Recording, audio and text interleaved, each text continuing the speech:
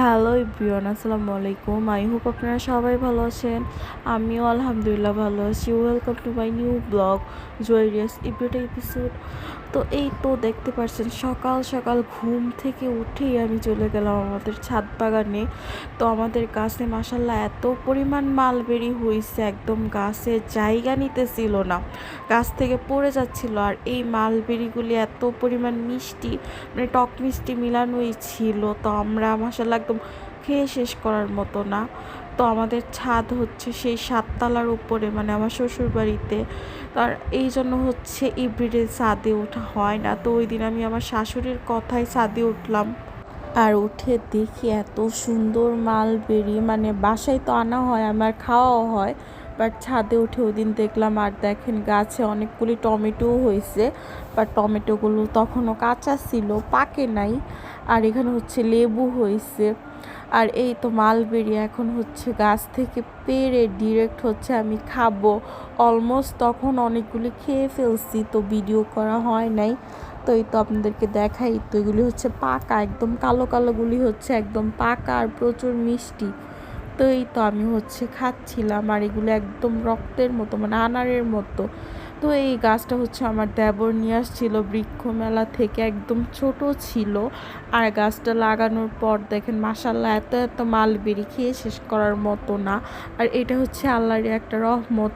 And হচ্ছে আসার সময় এখান থেকে একটা গোলাপ ফুল পেড়ে আনলাম। আর ছাদে অনেক কিছু ছিল, ওইগুলোর ভিডিও নিতে পারিনি, কারণ হচ্ছে আমি আমার ছেলেকে ঘুম পাড়াই ছাদে গেছি। তো ছাদে আসার পর শুনি সে ঘুম থেকে উঠে কান্নাকাটি করতেছে, আমাকে খুঁজতেছে। তো তাড়াতাড়ি করে গোলাপটা নিয়ে চলে আসলাম।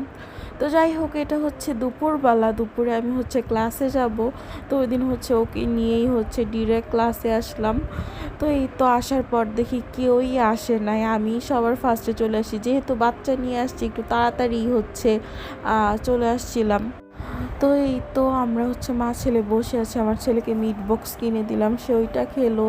দেন হচ্ছে আমি ক্লাস ব্রেকে একটু বের হয়েছি, এখানে একটা কিউট একটা বিড়ালের বেবি, না বিড়ালের বেবি না, এটা বিড়ালি। তো এটা হচ্ছে আমাদের নাস্তা দেখে সেও খেতে চাচ্ছিল। তো আমার ছেলে ওকে একটা রুটি দিল। তো এটা রুটিটা হচ্ছে খাবে কি খাবে না বুঝতেছে। তো ওকে ভালো করে বোঝানোর পর সে তখন হচ্ছে খাইছে। তো আমার ছেলে তো তখন অনেক হ্যাপি। আর আমার ছেলে চিপস জুস খাচ্ছিল। তো যাই হোক, ক্লাস শেষ করার পর হচ্ছে এটা তারই রাজত্ব হয়ে গেছে, সে একদম পুরা মাঠ এই মাথা থেকে ওই মাথা দৌড়াচ্ছে, যা খুশি তাই করতেছে।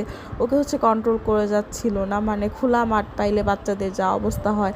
আর আমার যত ফ্রেন্ড সার্কেল আছে সবাই ওকে নিয়ে ছবি তোলার জন্য বা ওকে কোলে নেওয়ার জন্য কত কিছু যে করছে, বাট ও কারো সাথেই ছবি তুলবে না, কোলেও উঠবে না। তো যাই হোক, আমি হচ্ছে ধরে বেঁধে একটু ভিডিও করলাম, আর তখন বাসায় চলে যাচ্ছিলাম আমরা। আর আজকের ব্লগটা এই পর্যন্তই। সবাই ভালো থাকবেন, সুস্থ থাকবেন, আল্লাহ হাফেজ। আর আপনাদের কাছে আমার ব্লগগুলি কেমন লাগে তা অবশ্যই কমেন্ট